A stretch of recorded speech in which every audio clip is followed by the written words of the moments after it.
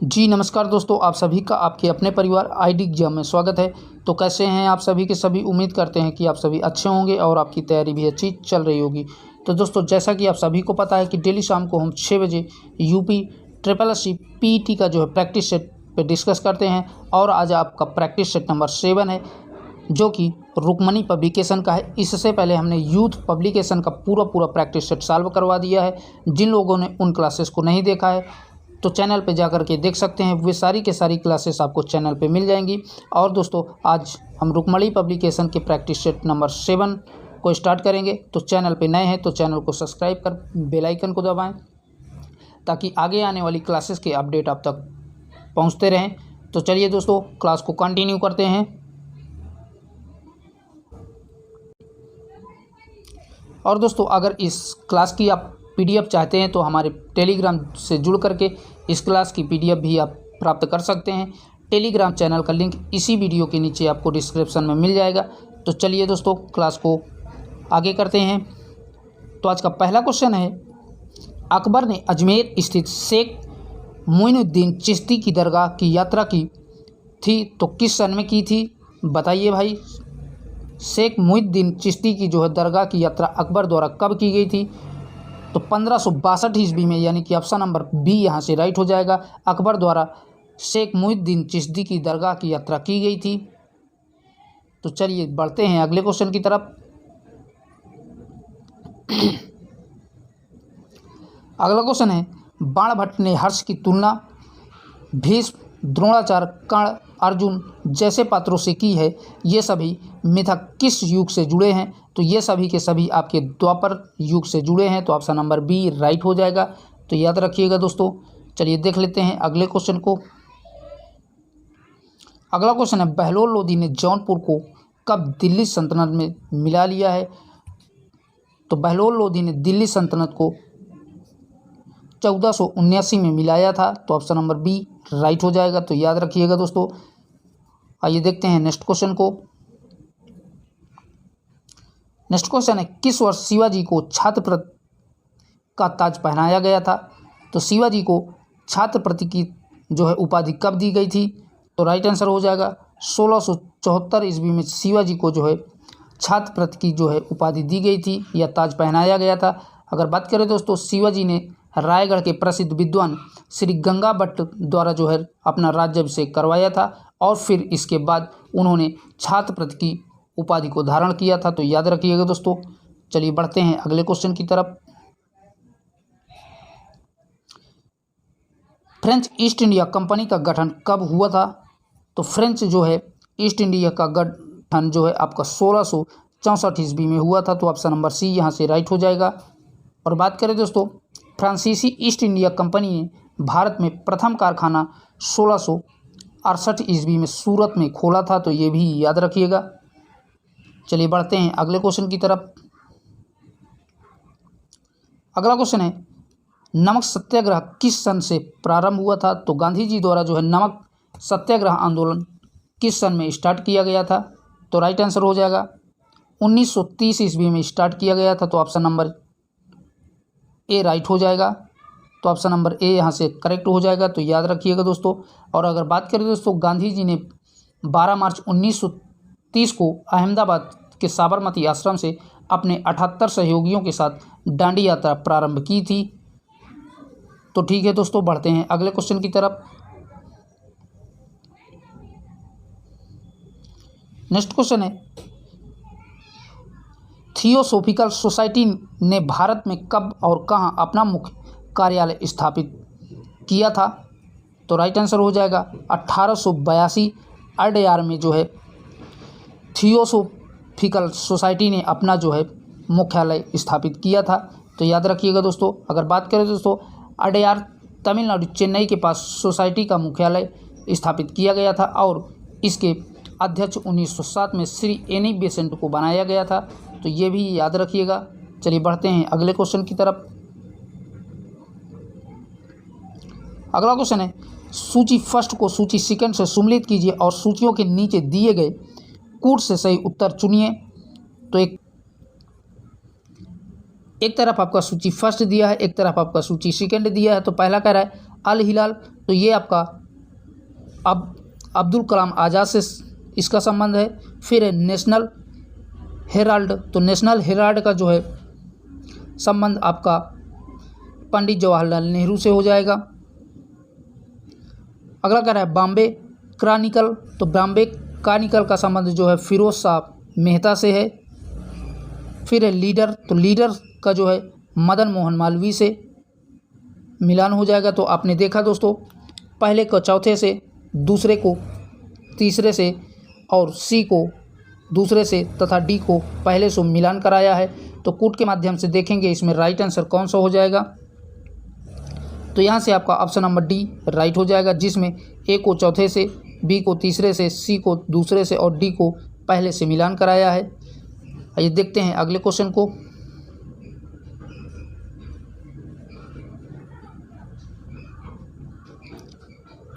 अगला क्वेश्चन कह रहा है the roots of ancient India के लेखक कौन थे।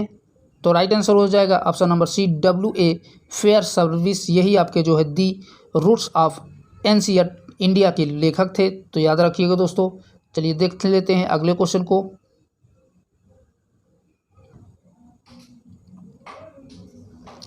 अगला क्वेश्चन कह रहा है निम्नलिखित घटनाओं पर विचार कीजिए।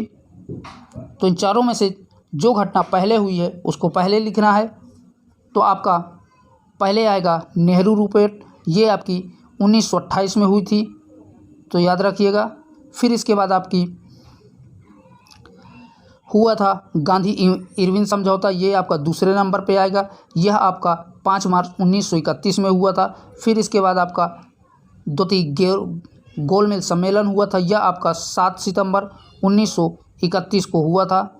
और फिर लास्ट में आएगा 1932 में सांप्रदायिक पंचायत, ये आपका 1932 में हुआ था। तो याद रखिएगा दोस्तों, यहाँ से आपका पहले चौथे आएगा, फिर आपका पहला आएगा, फिर तीसरा, फिर दूसरा। तो इन कूट के माध्यम से देखेंगे जिसमें पहले चौथे को, फिर पहले को, फिर तीसरे को, फिर दूसरे को रखा हो। तो यहाँ से आपको दिख रहा होगा कि ऑप्शन नंबर डी राइट हो जाएगा। तो याद रखिएगा दोस्तों। चलिए बढ़ते हैं अगले क्वेश्चन की तरफ। अगला क्वेश्चन है हीरकुंडा परियोजना किस नदी पर है। तो हीरकुंडा परियोजना जो है आपका महानदी पर है, तो ऑप्शन नंबर बी राइट हो जाएगा। चलिए बढ़ते हैं अगले क्वेश्चन की तरफ।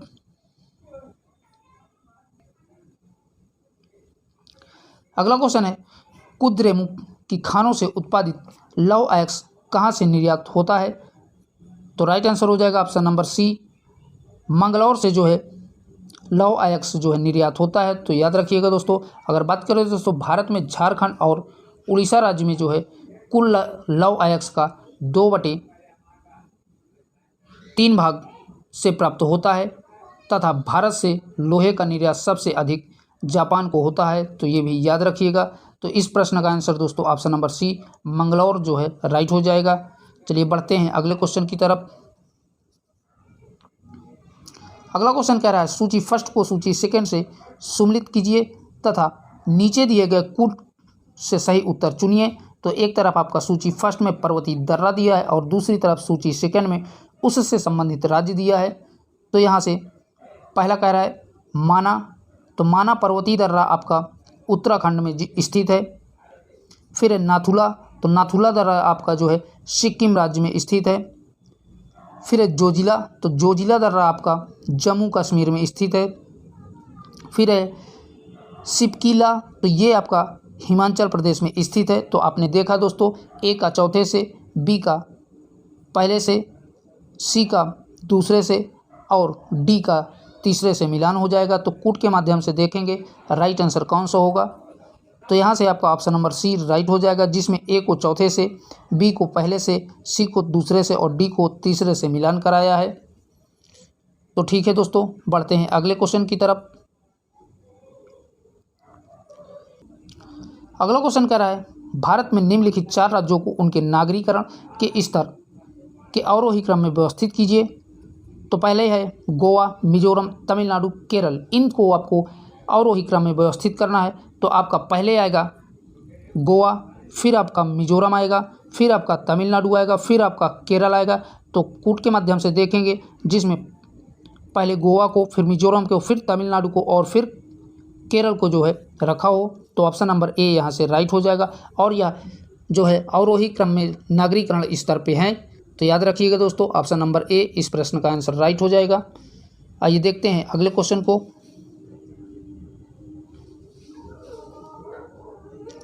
अगला क्वेश्चन है, निम्नलिखित कथनों पर विचार कीजिए। तो पहला कह रहा है भारत में डाकघरों की संख्या 1.5 लाख से अधिक है, तो जो कि सही बताया है। दूसरा कह रहा है भारत संचार निगम लिमिटेड का गठन 1997 में हुआ है, ये आपका गलत बताया है। भारत संचार निगम लिमिटेड का जो है गठन 1997 में नहीं, इसका गठन जो है 2000 में हुआ है, तो याद रखिएगा। और तीसरा कह रहा है भारतीय दूरसंचार विनियामक प्राधिकरण का गठन वर्ष 2000 में हुआ है, तो ये भी आपका गलत दिया हुआ है। इसका जो है गठन 2000 में नहीं हुआ है, इसका गठन जो है 1997 में हुआ है, तो याद रखिएगा दोस्तों। तो आपने देखा जो है केवल पहला सही है, तो कूट के माध्यम से इसका right answer option number C correct हो जाएगा, केवल फर्स्ट सही है। तो आइए देखते हैं अगले क्वेश्चन को। अगला क्वेश्चन है और 16 नंबर का क्वेश्चन है, कह रहा है विश्व व्यापार संगठन की स्थापना हुई थी, तो विश्व व्यापार संगठन की स्थापना 1995 में हुई थी, तो ऑप्शन नंबर सी राइट हो जाएगा। और बात करें दोस्तों इसके मुख्यालय की, तो इसका मुख्यालय जो है जिनेवा में स्थित है और वर्तमान में इसके महानिदेशक नागो जी इवला हैं, तो ये भी याद रखिएगा। वर्तमान में जो है इसके महानिदेशक नागोजी इवला हैं, तो याद रखिएगा दोस्तों। चलिए देख लेते हैं अगले क्वेश्चन को। अगला क्वेश्चन है उपभोक्ता जागरण के लिए भारत सरकार का सबसे अधिक प्रचलित नारा है, तो उपभोक्ता जागरण के लिए भारत सरकार का प्रचलित नारा जो है जागो ग्राहक जागो, तो ऑप्शन नंबर ए यहाँ से राइट हो जाएगा। और बात करें दोस्तों राष्ट्रीय उपभोक्ता दिवस प्रत्येक वर्ष 24 दिसंबर को भारत में मनाया जाता है, तो ये भी याद रखिएगा, कभी कभी एग्जाम में पूछ लेता है। चलिए बढ़ते हैं अगले क्वेश्चन की तरफ। अगला क्वेश्चन है व्यावसायिक बैंक, तो इनमें से आपको बताना है कि व्यावसायिक बैंक जो है क्या करता है, तो राइट आंसर हो जाएगा ऑप्शन नंबर ए ग्राहकों को उनकी जमा पर ब्याज देता है, तो यही जो है व्यावसायिक बैंक का कार्य है। और बात करें दोस्तों भारत का सबसे बड़ा सार्वजनिक व्यावसायिक बैंक जो है SBI है, और वर्तमान में भारत में 12 सार्वजनिक व्यावसायिक बैंक स्थित हैं, तो ये भी याद रखिएगा। आइए बढ़ते हैं अगले क्वेश्चन की तरफ। अगला क्वेश्चन है थोक मूल्य सूचकांक का आधार वर्ष है, तो थोक मूल्य सूचकांक का आधार वर्ष 2011 से 2012 के बीच रहा है, तो ऑप्शन नंबर बी राइट हो जाएगा। और थोक मूल्य सूचकांक के आधार पर मुद्रास्फीति का मापन भी किया जाता है, तो ये भी याद रखिएगा। आइए बढ़ते हैं अगले क्वेश्चन की तरफ। अगला क्वेश्चन है भारत सरकार द्वारा आर्थिक सुधार संबंधी नवीन आर्थिक नीति अपनाई गई, तो यह आपका जो है 1991 में अपनाई गई थी, तो right answer option number C correct हो जाएगा। तो दोस्तों 1991 का उदारीकरण, निजीकरण और वैश्वीकरण मॉडल पर आधारित था, तो ये भी याद रखिएगा दोस्तों। यह जो है उदारीकरण, निजीकरण और वैश्वीकरण मॉडल पर आधारित था, तो ठीक है दोस्तों याद रखिएगा। चलिए बढ़ते हैं अगले क्वेश्चन की तरफ।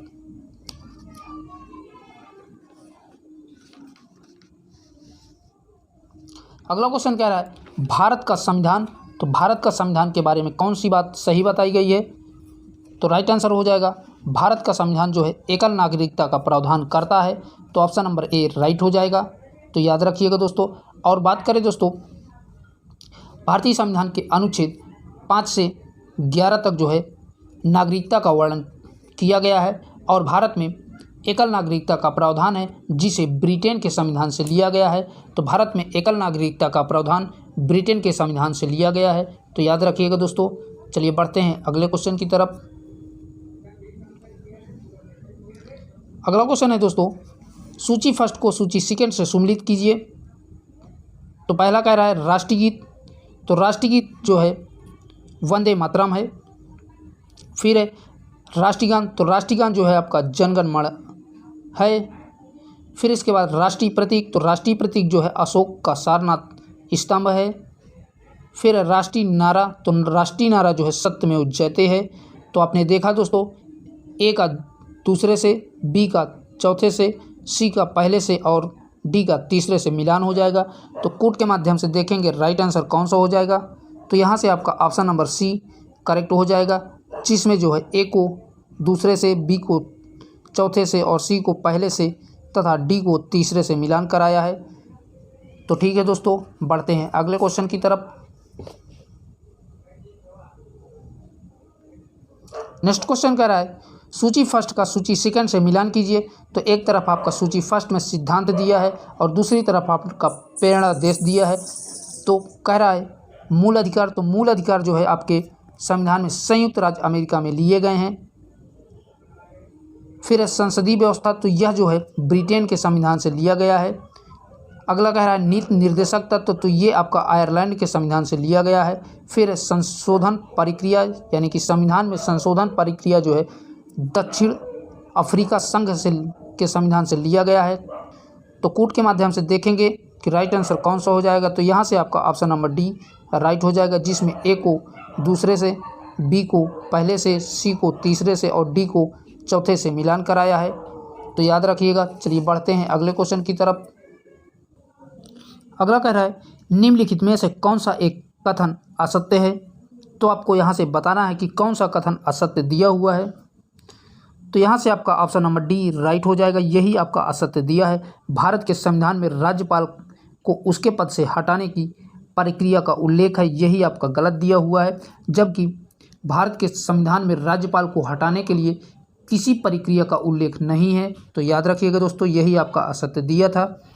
चलिए बढ़ते हैं अगले क्वेश्चन की तरफ।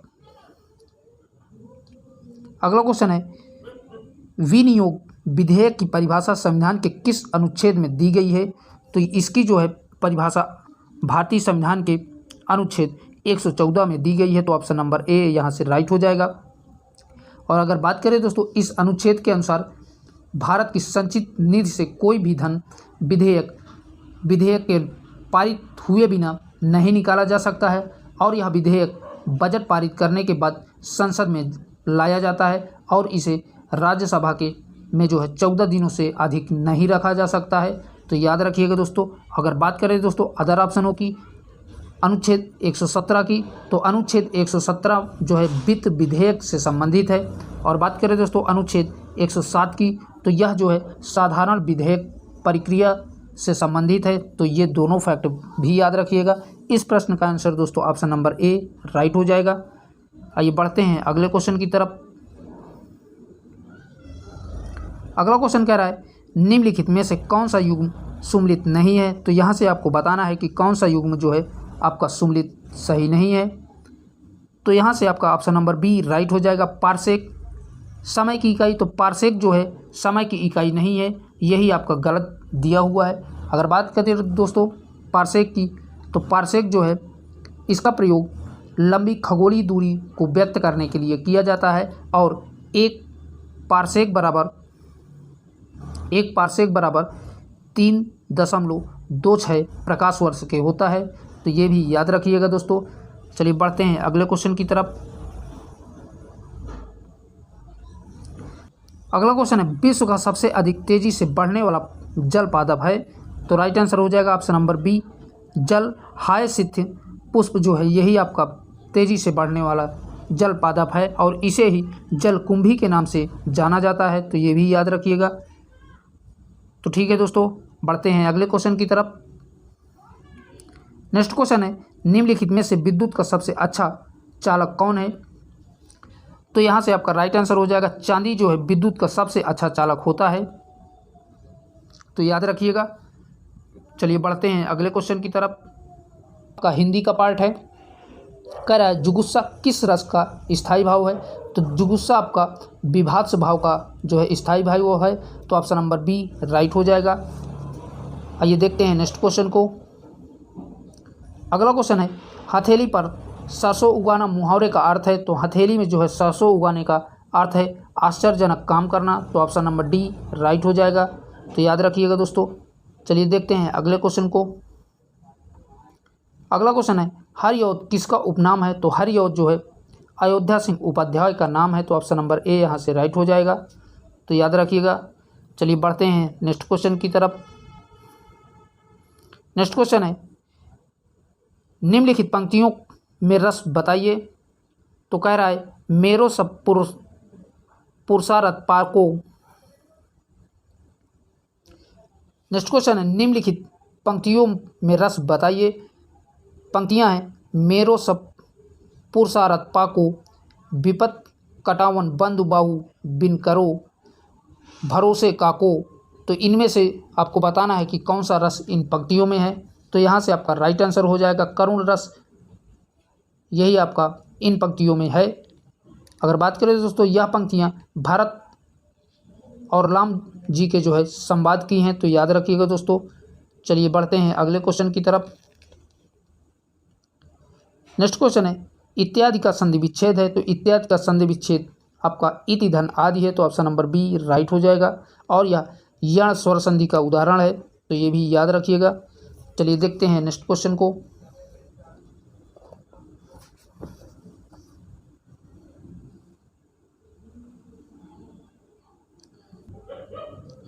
अगला क्वेश्चन है निम्न में से किस तिथि को प्रतिवर्ष अंतर्राष्ट्रीय गणित दिवस मनाया जाता है?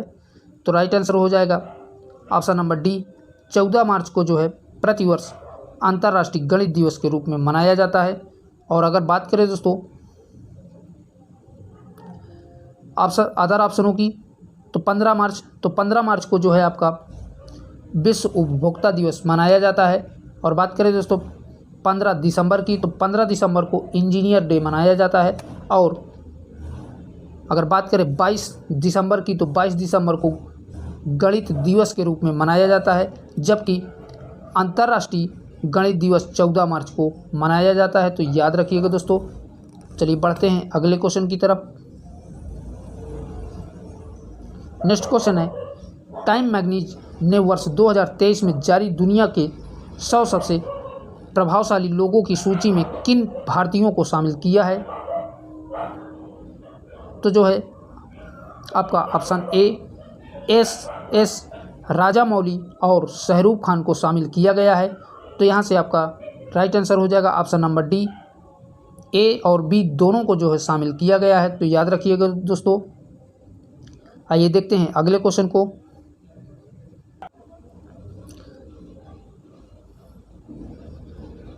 अगला क्वेश्चन है सिप्री द्वारा जारी रिपोर्ट के अनुसार वर्ष 2022 में दुनिया का शीर्ष हथियार आयातक देश कौन बना है? तो राइट आंसर हो जाएगा भारत जो है वर्ष 2022 में दुनिया का शीर्ष हथियार आयातक देश बन गया है। तो याद रखिएगा दोस्तों। चलिए बढ़ते हैं अगले क्वेश्चन की तरफ। नेक्स्ट क्वेश्चन है भारतीय अंतरिक्ष अनुसंधान संगठन इसरो के अध्यक्ष कौन है? तो राइट आंसर हो जाएगा ऑप्शन नंबर बी करेक्ट हो जाएगा। एस सोमनाथ जो है इसरो के अध्यक्ष हैं। और बात करें दोस्तों इसरो की स्थापना की, तो इसकी स्थापना 15 अगस्त 1969 ईस्वी में हुई थी। तो ये भी याद रखिएगा, इसरो की स्थापना 15 अगस्त 1969 ईस्वी में की गई थी। तो ठीक है दोस्तों, देखते हैं अगले क्वेश्चन को। अगला क्वेश्चन है राष्ट्रीय कृषि और ग्रामीण विकास बैंक के नए अध्यक्ष कौन बने हैं? तो राष्ट्रीय कृषि और ग्रामीण विकास बैंक के जो है नए अध्यक्ष केवी साजी बने हैं। तो right answer option number A right हो जाएगा। चलिए देखते हैं अगले क्वेश्चन को। अगला क्वेश्चन है अंबेडकर ए लाइफ पुस्तक को किसने लिखा है? तो राइट आंसर हो जाएगा शशि थरूर के द्वारा जो है अंबेडकर ए लाइफ पुस्तक लिखी गई है। तो ऑप्शन नंबर ए यहाँ से राइट हो जाएगा। तो याद रखिएगा दोस्तों। चलिए देखते हैं अगले क्वेश्चन को। अगला क्वेश्चन है आईपीएल में किस टीम का हिस्सा रहते हुए अनबाती रायंडू ने आईपीएल से संन्यास की घोषणा की है? तो राइट आंसर हो जाएगा सीएसके जो है में आयाती रांडू ने आईपीएल से संन्यास ले लिया है। तो ऑप्शन नंबर ए राइट हो जाएगा। चलिए देख लेते हैं अगले क्वेश्चन को। अगला क्वेश्चन है पूर्वोत्तर भारत की पहली वंदे भारत एक्सप्रेस मई 2023 में किन दो शहरों के बीच चलाई गई है? तो यह आपकी गुवाहाटी न्यू जलपाईगुड़ी के बीच चलाई गई है। तो ऑप्शन नंबर सी राइट हो जाएगा। और अगर बात करें दोस्तों, भारत की पहली वंदे भारत ट्रेन 15 फरवरी 2019 में दिल्ली से वाराणसी के बीच चलाई गई थी। तो ये भी याद रखिएगा। चलिए देखते हैं अगले क्वेश्चन को। अगला क्वेश्चन है, देश का नया कानून एवं न्याय मंत्री मई 2023 में किसे नियुक्त किया गया है? तो राइट आंसर हो जाएगा अर्जुन राम मेघवाल को जो है नया कानून एवं न्याय मंत्री के रूप में नियुक्त किया गया है। तो ऑप्शन नंबर ए राइट हो जाएगा। तो ठीक है दोस्तों, बढ़ते हैं अगले क्वेश्चन की तरफ। अगला क्वेश्चन है, वनडे अंतर्राष्ट्रीय क्रिकेट में 15 शतक पूरे करने वाले तीसरे सबसे तेज क्रिकेटर कौन बने हैं? तो राइट आंसर हो जाएगा आपका ऑप्शन नंबर बी करेक्ट हो जाएगा। साई होप जो है 15 शतक पूरे करने वाले तीसरे सबसे तेज खिलाड़ी बन गए हैं और यह जो है वेस्ट इंडीज़ के खिलाड़ी हैं। तो ये भी याद रखिएगा। चलिए बढ़ते हैं अगले क्वेश्चन की तरफ। नेक्स्ट क्वेश्चन है, निम्नलिखित देशों में कौन एक आसियान का सदस्य नहीं है? तो राइट आंसर हो जाएगा भारत जो है आसियान का देश नहीं है या सदस्य नहीं है। तो याद रखिएगा दोस्तों। चलिए बढ़ते हैं अगले क्वेश्चन की तरफ।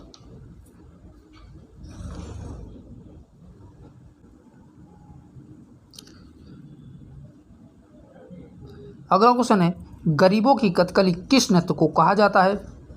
तो यहाँ से आपका राइट आंसर हो जाएगा गरीबों की कथकली जो है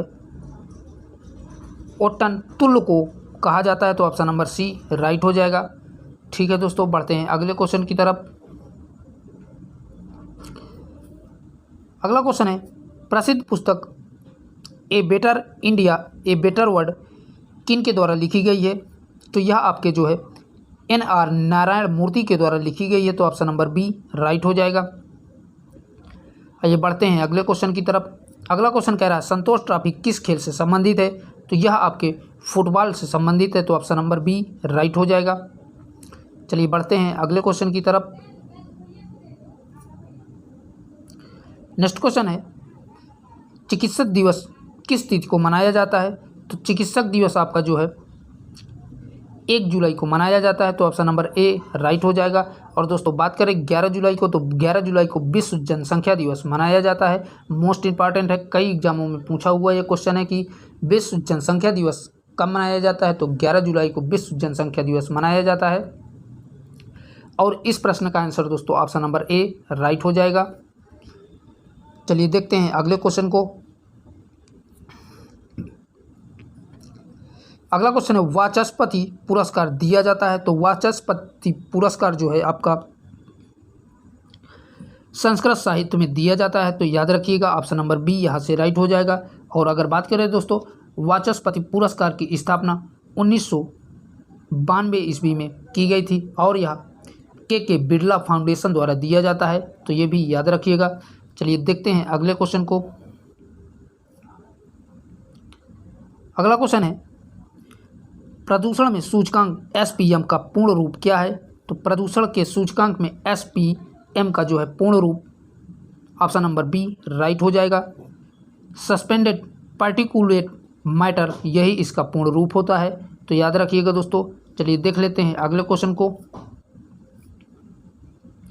क्वेश्चन कह रहा है, जो कि 68 नंबर का है, मानव पर्यावरण सम्मेलन 1972 हुआ था। तो यह आपका स्टॉकहोम में हुआ था। तो ऑप्शन नंबर ए राइट हो जाएगा। तो ठीक है दोस्तों, बढ़ते हैं अगले क्वेश्चन की तरफ। अगला क्वेश्चन है, राष्ट्रीय भौतिकी प्रयोगशाला स्थित है? तो राष्ट्रीय भौतिकी प्रयोगशाला आपका नई दिल्ली में स्थित है। तो ऑप्शन नंबर ए राइट हो जाएगा। आइए बढ़ते हैं अगले क्वेश्चन की तरफ। नेक्स्ट क्वेश्चन कह रहा है, आंग सान सू की कहाँ की मूल निवासी हैं? तो आंग सान सू की यह आपकी म्यांमार की मूल निवासी हैं। तो ऑप्शन नंबर बी राइट हो जाएगा। अगर बात करें दोस्तों, आंग सान सू की वर्मा में लोकतंत्र की स्थापना के लिए लंबा संघर्ष किया था तथा इनको 1991 ईस्वी में शांति का नोबेल पुरस्कार भी मिला है। तो ये भी याद रखिएगा। तो दोस्तों आज के लिए इतना ही। यहीं तक आपके GK GS और करंट अफेयर्स के क्वेश्चन थे। और वीडियो को ज़्यादा से ज़्यादा अपने दोस्तों में शेयर करें। और अभी तक आपने चैनल को सब्सक्राइब नहीं किया है तो प्लीज़ उसे भी सब्सक्राइब कर लें। और साथ ही आपकी किसी प्रकार की क्वेरी हो या प्रश्न हो तो उसको आप कमेंट बॉक्स में बता सकते हैं। मैं आप सभी के कमेंट्स को जो है रिसीव करता हूँ। तो ठीक है दोस्तों, बाय बाय, टेक केयर।